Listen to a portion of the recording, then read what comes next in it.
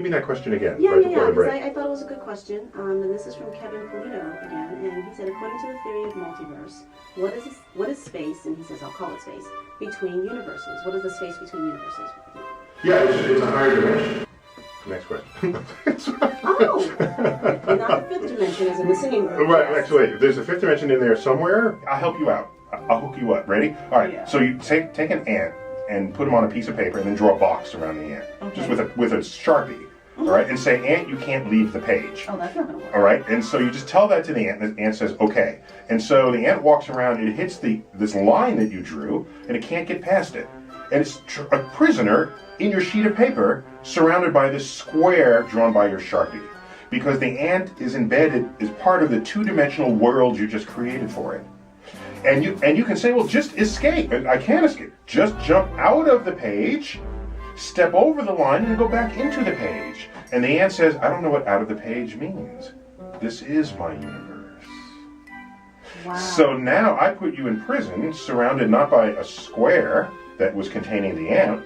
I surround you by a cube. 6 walls.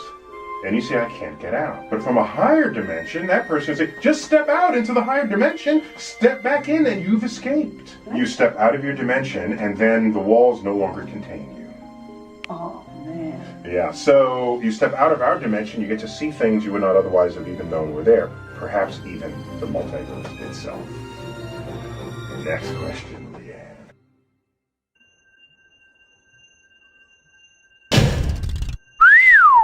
That was tight!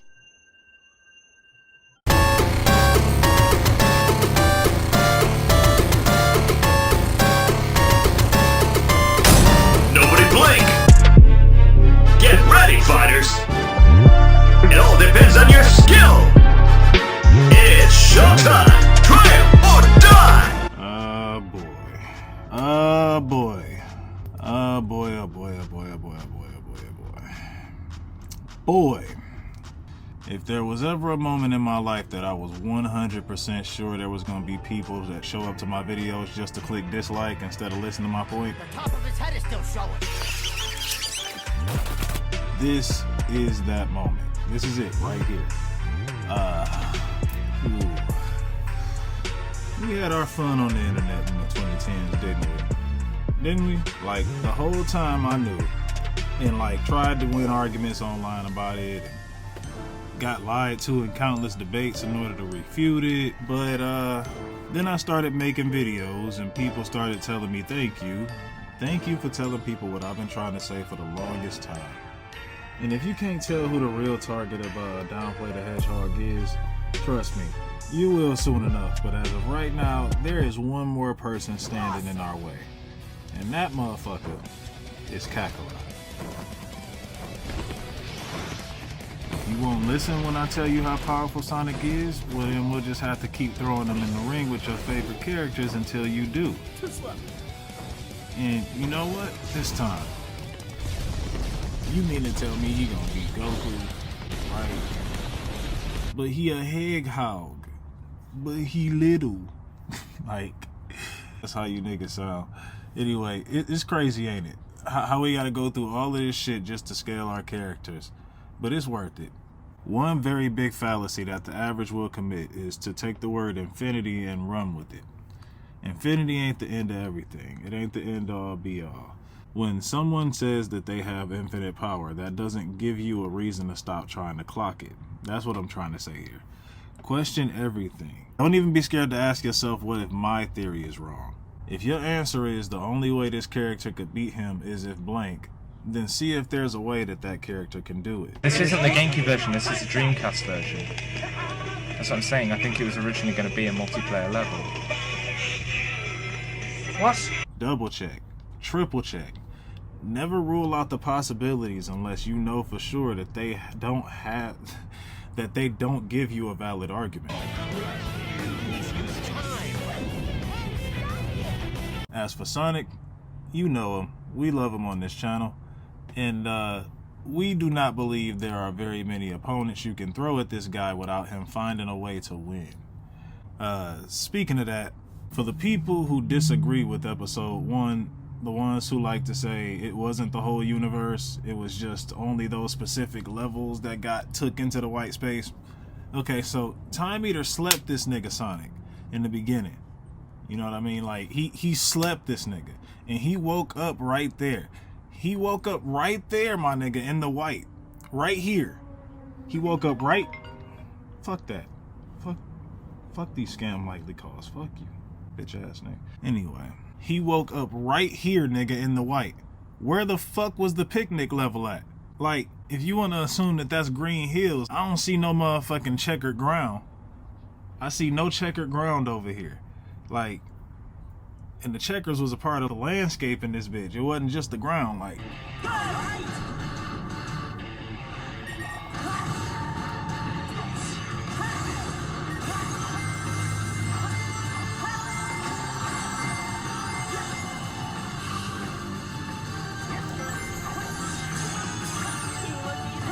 Anyway, where was the picnic level at? Like, nah, nigga, don't run from your phone. Get your ass back here. Where the fuck was the picnic level at? Nigga, whole ass chili dog fall out the sky before Sonic literally says, あったかいぜ。さすが。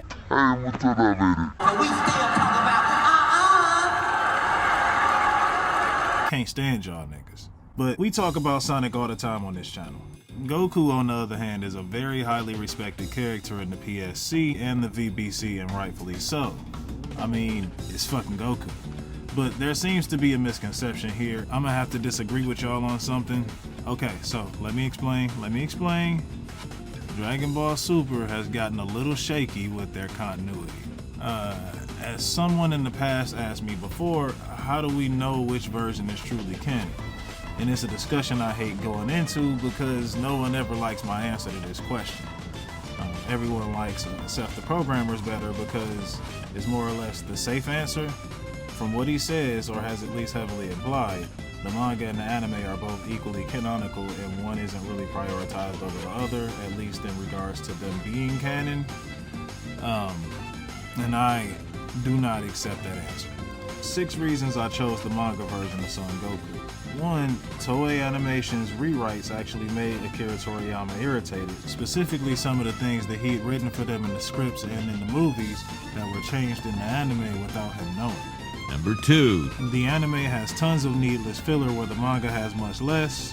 3. There are 3 instances where Dragon Ball Super's anime did something without explanation that can only be explained if you've read the manga. Although the anime did use the name Super Saiyan God Super Saiyan, once it reached the Universe 6 arc, they switched to Super Saiyan Blue for good. And to think, it all stemmed from one manga panel featuring Whis. While on the other hand, the manga only left out one of the movies, Battle of Gods, because that one, got changed in both the manga and in the anime. So that one is now non-canon, thanks to the both. Number 4, Goku is a manga character, so it's only appropriate to use manga universe Goku if we're using game universe Sonic. Number 5, this promotional material for the manga says that it is the canon sequel to DBZ.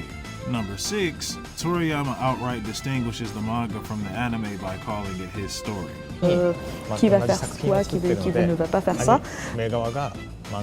Par contre, effectivement, une fois qu'il regarde l'animé, il se dit « Ah, ça c'est une bonne idée, je vais peut-être l'intégrer à mon histoire ».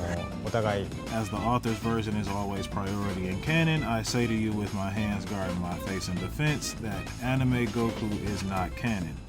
Manga Goku will be the Goku we use in this fight because on record, he is truly Toriyama's Goku.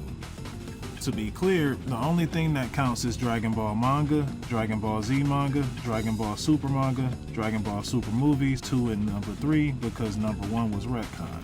Now, let's begin, shall we? Something I always used to tell people about Goku is that, yeah, he's strong, but there's no way a Super Saiyan is beating Super Sonic.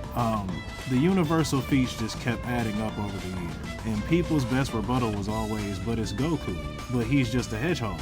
And yes, those things may be true, but I'm here to talk about feats. It wouldn't be until Battle of Gods came out that I'd even take Goku seriously enough as an opponent for Sonic, because, of the universe feat.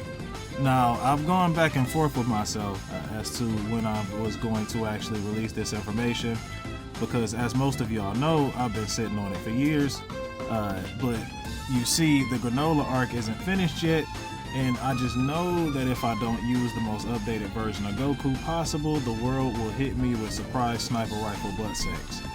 So I guess I gotta give the latest update and release this video before December. Let's walk through this in a simple way. For a while, Jiren was arguably the strongest thing Goku had ever faced up until recently. Some people want to believe Broly and Moro are weaker than Jiren. I personally disagree, and for now, I'ma just let that be y'all business if you want to believe that. However, doing so makes Goku weaker, right?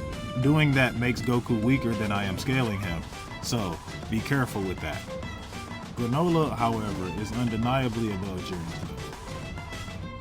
Now, unfortunately, I can't tell you how much more powerful Granola is than Jiren, nor can I with Moro or Broly, because the gap amounts were never really specified. Not to mention, all three of these villains were too strong for Goku to fight on his own regardless. Of course, Goku Black can sometimes come into the conversation as well, but I'll have to save that for later. I don't know why I can never just separate these single videos into smaller videos, but it never works. Anyway, Zamasu, I guess, was kind of interesting, but the entire fight is different in the manga. I'ma just say that. He threatened to destroy the galaxy, first off. Trunks never finished off his physical form, and he never fused with the sky itself, thus directly affecting the past timeline as well. Like, none of it happened that way. Even though anime Goku said he probably could take Sky Zamasu, manga Goku expected to die. He and Vegeta decided to just go down swinging. He still wishes he had a Senzu beam, but only because he wishes he could go down fighting as a Super Saiyan, especially in his last battle. I used to think anime Goku was stronger than manga Goku. One of the biggest reasons for that I'll explain in a minute, but I'm gonna just cut and say one of the biggest reasons that anime exclusive Super Saiyan Blue evolution meant nothing to me is because Vegeta had already mastered Super Saiyan Blue in the manga 5 months prior to that episode. Like, common sense estimation makes this power difference somewhat relative to the difference between Cell versus Vegeta and Cell versus Goku. It felt like a slap in the face. Like, here I was expecting Vegeta to master the form mid-battle, and they gave us Ultra Saiyan with blue hair, which, common sense estimation, is weaker than that form. In the anime though, Ultra Instinct Omen shook the entire world of Void, or the entirety of an infinite fifth dimensional void, just by power enough. In the manga, Mastered Ultra Instinct Goku versus Jiren only shook a planet. Well, technically it's an arena built on top of a Dragon Ball half the size of Neptune, but that is an insane difference in feats. The gap between these feats kinda mirrors the gap between Great Ape Gohan's first appearance and God Goku's first appearance. So, to brush this power gap under the rug as if it's irrelevant, I just can't do that. Now, there is a scene that can put this into question. The scene where he went back for Omni King in the manga. See, in the anime it can be argued that there was still some sort of atmosphere there. The sky still had a blue tint and there was still fresh energy particles in the air, but in the manga there was nothing. Like, nothing but bare white infinite nothingness. True fifth dimensionality, in my opinion. Because it's still no time, no space, and now not even a void. Pause. To be clear, people don't necessarily agree on what the fifth dimension really is. M theory, which unifies all the superstring theories, says that our universe is made up of 3 spatial dimensions that we are all familiar with. If we count the 4th dimension being the time, then the 5th dimension would allow us to travel through all the parallel universes that had the same initial coordinates as ours. But it's a consistent theme in fiction especially, that if you manage to destroy even the void, there's only that white page left over. This is more so supported especially in the idea that the white space is where gravity and electromagnetism truly comes from. While it's true that the space between universes can still be considered 4th or 5th dimensional, especially with our properties placed on top of it, the similarities stop there. Some people would argue that true fifth dimensionality is the ability to exist here instead of here, you know, without these things, without even the darkness of space and without even the void, nothing but a blank sheet.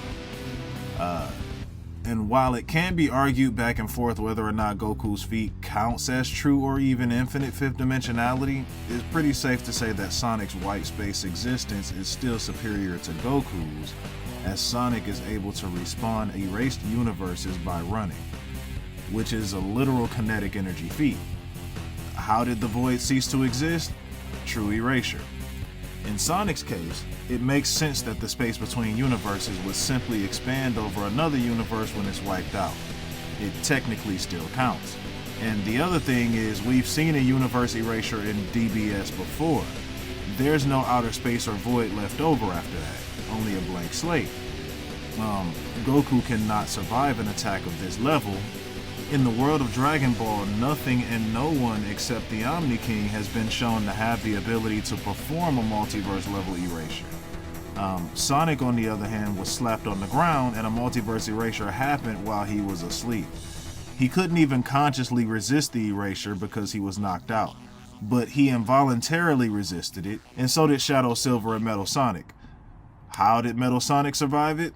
Well, Dark Star Archangel, it's probably because Sonic has enough kinetic energy inside of him to time travel and has since Sonic CD. And when Eggman literally copied the speed of a being who could do that and processed it into a robot, it, I don't know, gave him the energy to resist a fucking time erasure? Yeah, but, you know, anyway. Shadow's been equal to Sonic since day one, and Silver's already shown that he has enough kinetic energy to make Sonic realize It's no use!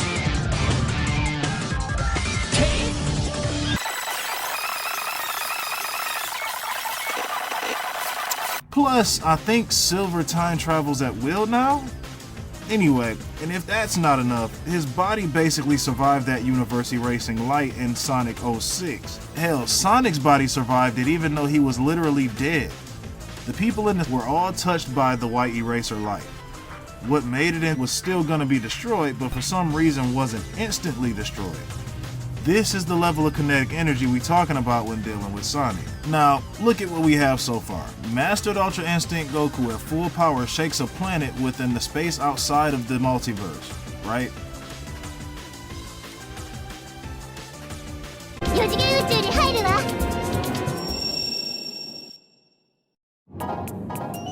Sonic not only shakes, but returns the full energy of every universe in his canon, past, present, and future alike, with his own kinetic energy. In his base form, he was literally in the space outside of it. Even if you divide the output of that feat between two Sonics, it's far beyond what Toriyama's Goku or even Toei's Goku has done in Feats. Neither of them can tank a multiversal or even a universal erasure. The biggest threat to Goku's existence, villain or otherwise, still remains to be Beerus. That doesn't exclude the Omni King, I'm just saying Beerus would more likely kill him than the Omni King. But Beerus is afraid of the Omni King because he can erase everything, the entire multiverse. Everything in the world of Dragon Ball Super accounts for 18 universes or less. Not only that, but Dragon Ball makes a distinct difference between death and full-on erasure. Beerus explains that to Vegeta shortly before the fight with Granola. Quick side note that Goku tried to use that move, but he messed it up. While he is known for mimicking techniques after seeing them just once, Goku never trained to use that move properly, so he couldn't even fully erase his opponent. Now, I know in my heart deep down in my soul that this still ain't enough, if for no other reason than Beerus even admitting that he cannot erase an immortal. Side note: Shadow has been stated to be immortal, but that's another question. I mean, that's for something else. We not gonna get into that today, y'all. We just not gonna get into it today.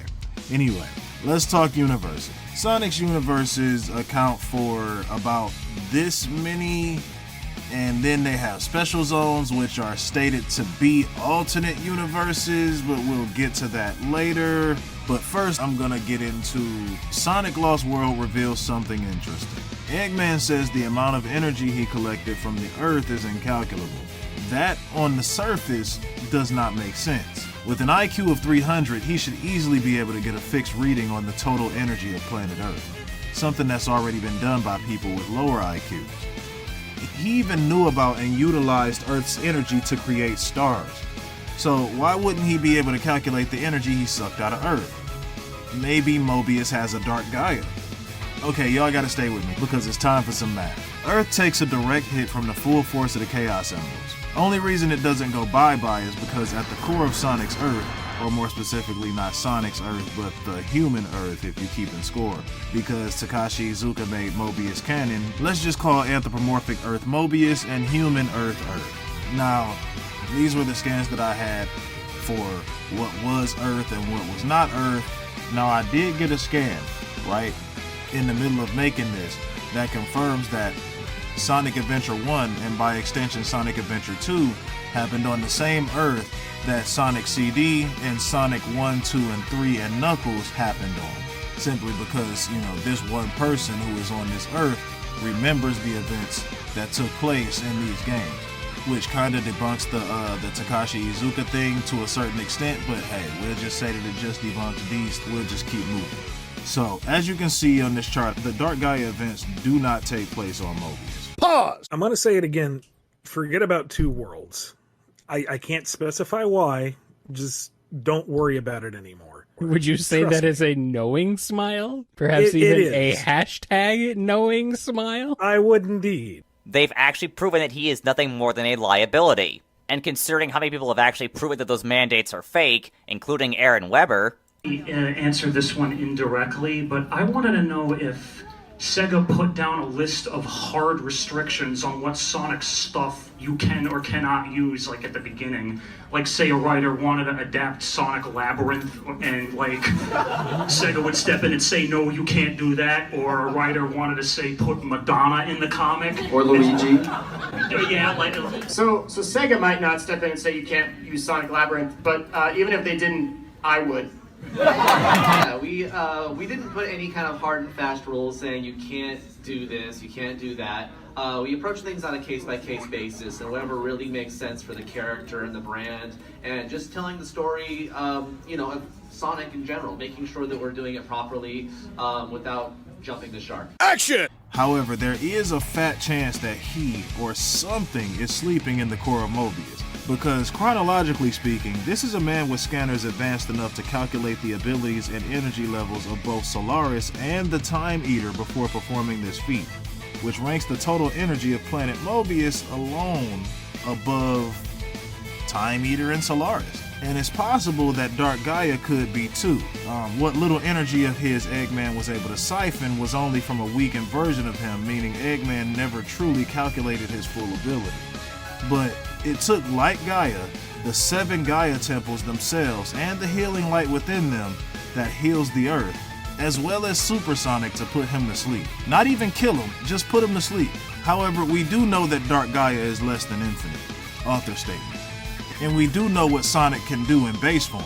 That was just an interesting little tidbit. I knew Sonic Generations hard retconned a lot of shit after its ending, but goddamn, I didn't realize they brought Mobius back that powerful. Makes this next thing sound less ridiculous.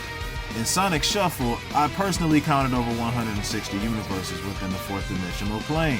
Since we already know that Sonic brought everything back by running, this includes Imaginary World. And let's be real, y'all. The 4th dimensional space, you know, generating countless, literally countless universes, like not enough for you to actually count as you're going through literally the entirety of a 4th dimensional space created by Void. Reasonably, it's okay to assume that this is an infinite amount of worlds, but because I know that people are always gonna fucking downplay, instead, I'm just gonna use the 160 universes that I personally counted my fucking self. And that's what we're gonna limit them to, because the name of the show is...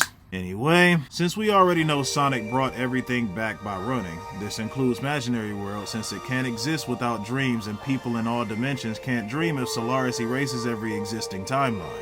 Whether you want to say Sonic's running in Generations brings the Flame of Iblis back into existence or the Time Eater brought it back into existence, I don't care which one you pick. Sonic's kinetic energy to revive the space within that white void would be above his level in both aspects, as Infinite outranks Time Eater and Sonic is above him in base form, as proven in the final fight in Forces against the Death Egg robot. Not hyperbole, because Rouge was using a scanner to read their signatures. We have to take this literally. But if Eggman had even had the power to just create 3 more, an obvious low ball, right? We can agree that's a low ball? Okay, so plug that into the power output of the final null space battle. Eggman is trying to kill them. They'd have to resist that, catch up to him, then hit him hard enough to overpower those 3 infinites, let alone the other 4 villains, their thousands of clones, the Death Egg robot, and amped Eggman controlling it, and destroyed the null space itself. Not escape it like they did last time. They had to hit it hard enough to turn all of that shit off. Thus making him beyond the Big Bang event for even those events, because kinetic energy is a bitch.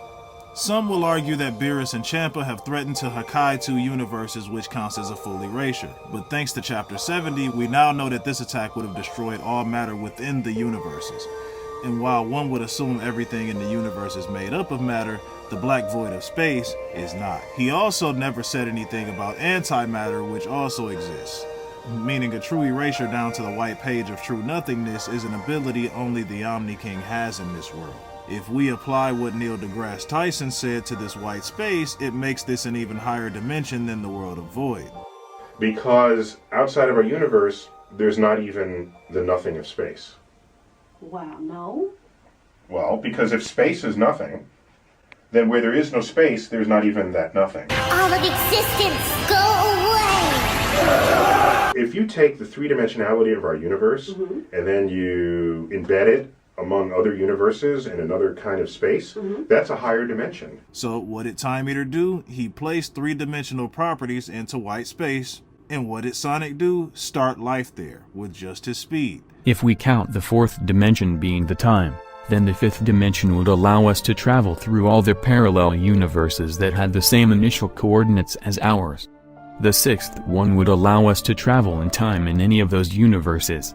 In the 7th dimension you could travel to any possible world, no matter of their initial coordinates. In the 8th we could travel in time in all those universes. In the 9th dimension, we can compare all the possible universe histories, starting with all the different possible laws of physics and initial conditions. When Sonic finally comes to fight, or rather race Metal, the battle takes place canonically on Stardust Speedway's bad future, evidenced by its appearance in Sonic Generations and its later appearance in Sonic 4 Episode Metal, showing us that a bad future timeline does exist. This is a 6-dimensional concept. Actually, it's a 7. This is backed up by M-theory, as a 9-dimensional being has the power to go to worlds where physics have different rules entirely. These such worlds are the special zones, which Sonic can travel to by just having 100 rings added to his life force. Which is clearly a game mechanic, because 100 rings turn into an extra life in this game. This trip doesn't cost him the rings or the extra life, and he can just collect hundreds of rings while in the special zone without leaving.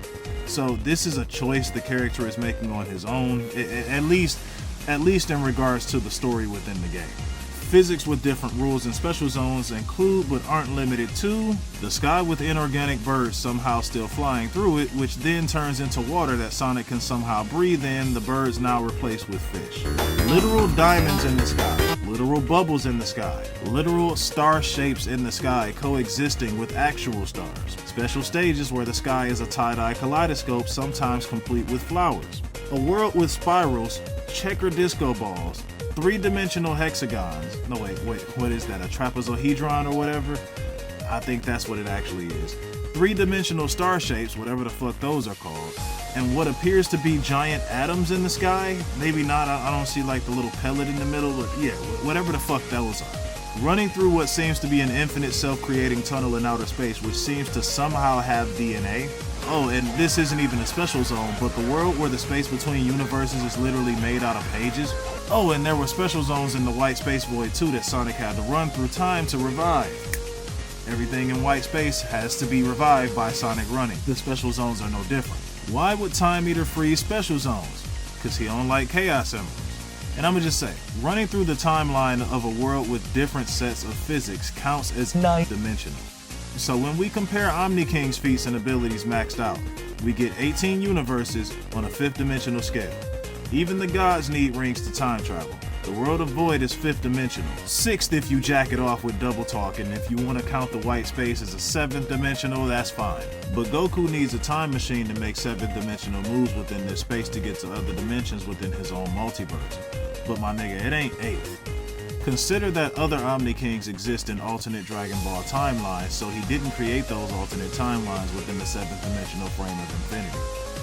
Now, compare it to the Time Eater, who has the power to erase hundreds of timelines and even bring back timelines that were previously erased but on a 9th dimensional scale. What Sonic did in Generations actually surpasses the effects of a literal multiversal Hakai, something even Vegeta can't do.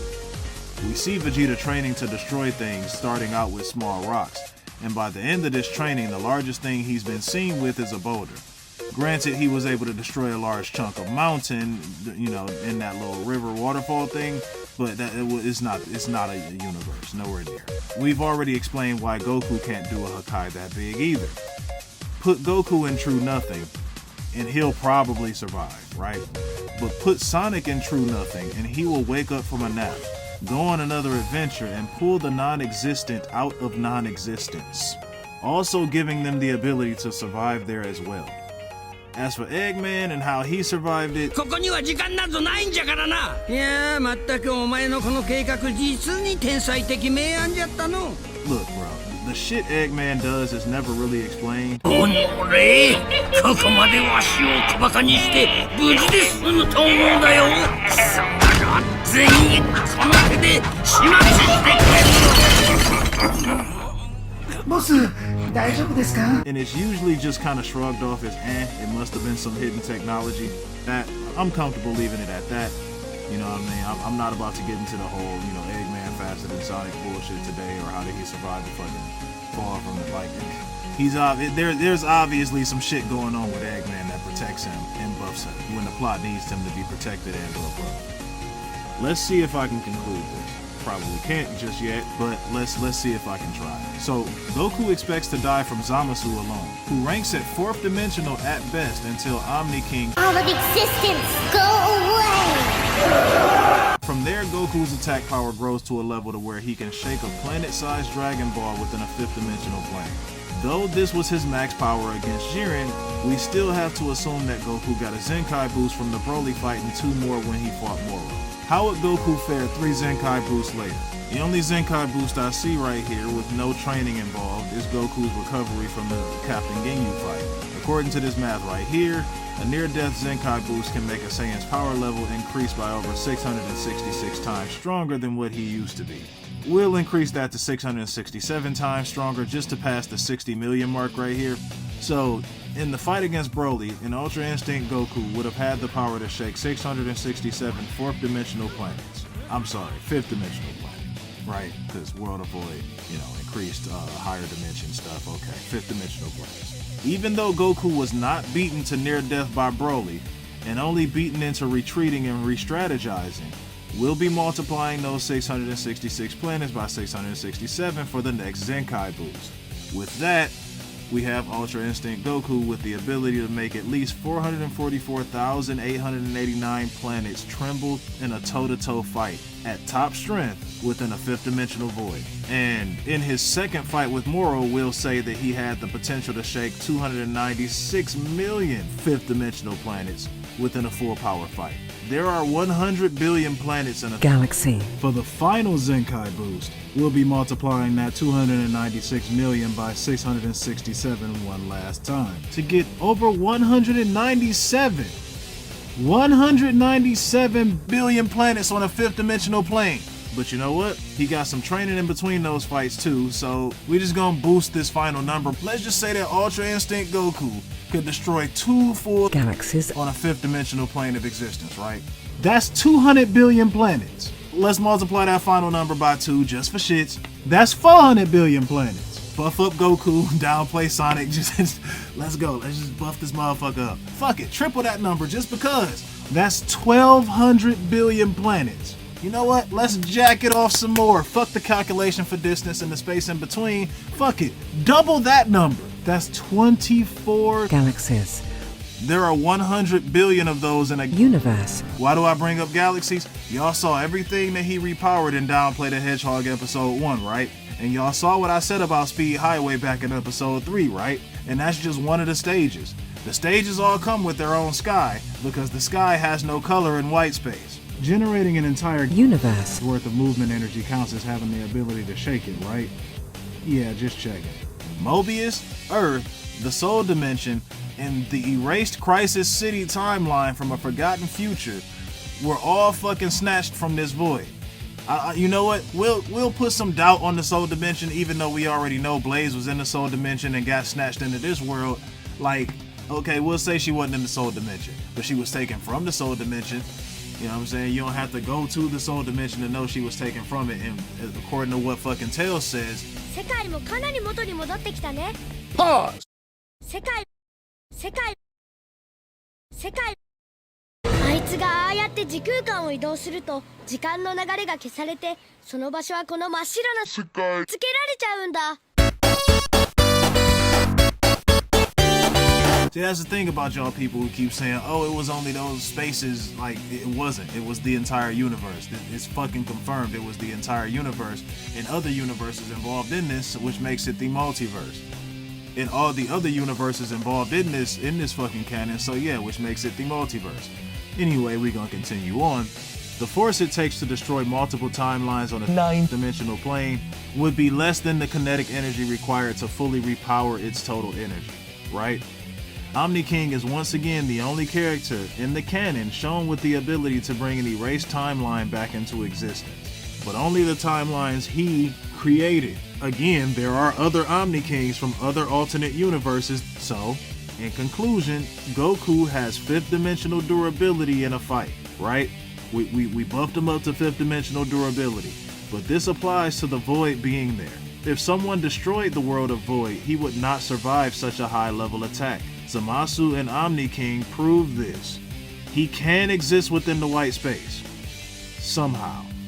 We've scaled him accordingly instead of brushing this off as an outlier. But he still could not time travel within this void. And even if he somehow could, he isn't repowering the multiverse or even one universe enough to bring it back into existence, and he definitely ain't got the kinetic energy to repower a Chaos Emerald. Yes, a Chaos Emerald. Just one of which is strong enough to chink the Time Eater's armor with an energy output of 0. Let me say this again.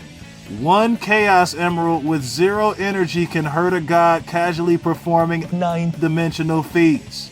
This is why I tilt my head at the idea that Modern needed Classic for this in particular. I don't think he did. But fuck it, let's get into this though, right? Sonic got slept in the beginning of the game and woke up with enough kinetic energy to repower something that could casually hurt the man who did it. He woke up 9-dimensional, bro. I mean, you know, for the sake of this video, that's where we're leaving it at, right? In the supersonic fight, you can see other timelines as they fight on this plane.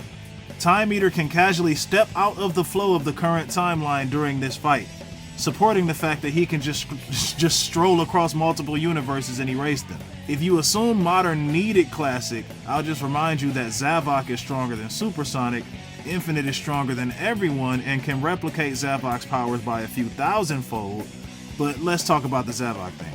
Okay, so as for the people that disagree with the Zavok fight and say that, oh, well, he's not stronger than him because Supersonic was DLC and it's just a game mechanic, it's like, okay, I'll challenge you on that. When you fight Zaz in Lost World with Supersonic, he takes 0 damage from any of Zaz's attacks, and he could literally just go over to Zaz and exist next to him without taking damage, and Zaz would take the damage from literally existing next to him. Alright? So that's one game mechanic of the game, right? Then there's another fight you can fight Zaz, right? Zaz is literally charging towards you. All you have to do is exist and you hurt Zaz. Okay? And when you fight the orange boss, right? The orange boss that's supposed to just fucking ground pound on you, right? Again, all you have to do to attack him is just exist where he's trying to attack you. You will not take damage, he will take all damage. You see what I mean? Like, this is a consistent theme in Sonic Lost World. They make Super Sonic just as invincible as he was in the classic games or whatever it is you was trying to say, right? The game actually does have certain points within it where you are not allowed to be supersonic, right? Like there is a section within this game where you start off as supersonic, you hit the checkpoint, and it automatically transforms you back into your base form because they don't want you to be supersonic for this stage. If they wanted that, right? If the game developers wanted that, if they wanted you to see Zavok as not stronger than supersonic, or if the goal was for them to not make that how you see this, they could just as easily have not allowed supersonic during that fight, but they didn't, and they did allow it, and they actually made Zavok able to do shit that the rest of the Deadly Six was not able to do to supersonic. Again, when you fight this green chick, the female of the group, right? All you have to do is exist next to her. That's it. The Zavok case is not the same thing. He blocks you, and you can't penetrate. You can exist next to him, but he still won't die. You can attack him, but he'll just instantly recover. It just is what it is. Like if they wanted you to just take that as an outlier, then they wouldn't set it up. They wouldn't set the villains up that way. Let's see. Infinite is stronger than everyone and can replicate Zavok's powers by a few thousandfold. And even if you don't believe in the Zavok thing, right? Even if you just can't have it, like you just refuse to accept it, right? The egg robo at the end of Lost World is said to have incalculable destructive power. This is 2 games after Eggman just calculated the destructive power of the Time Eater and several games after calculating the power of Solaris.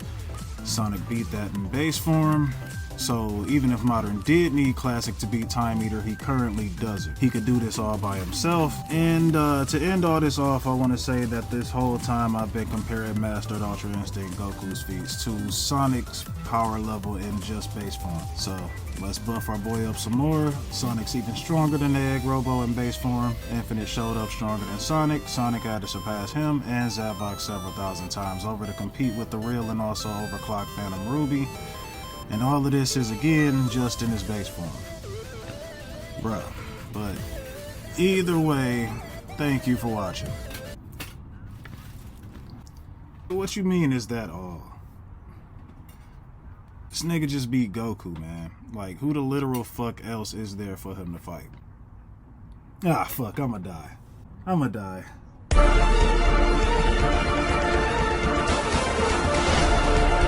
Sonic's the name, speed's my game.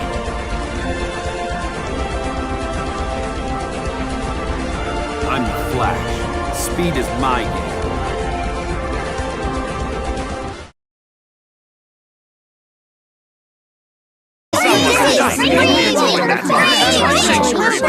The creature was for weeks.